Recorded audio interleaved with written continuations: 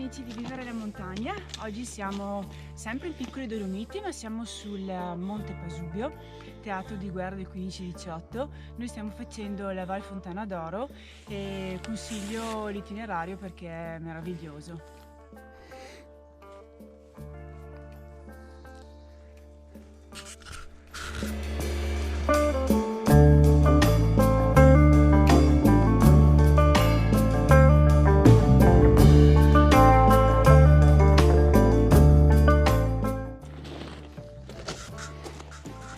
In tutta l'area sacra del Pasubio sono presenti resti che furono caserme, basi, appostamenti, ricoveri militari e soprattutto una serie di cunicoli e gallerie ingegneristicamente molto avanzati e soprattutto fatti al tempo a mano dei soldati.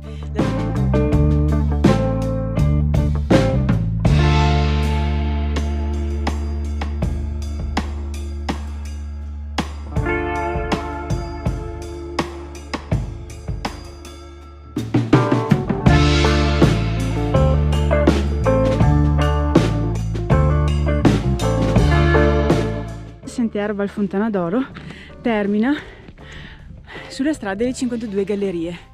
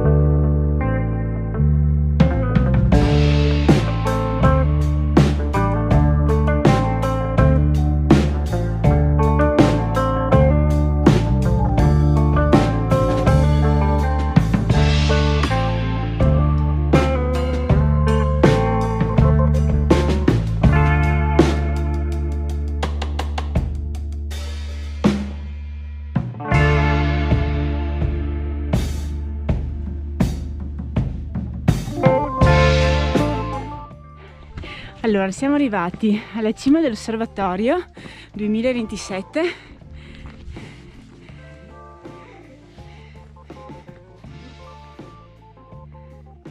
Abbiamo saltato praticamente le ultime gallerie per fare questa cima.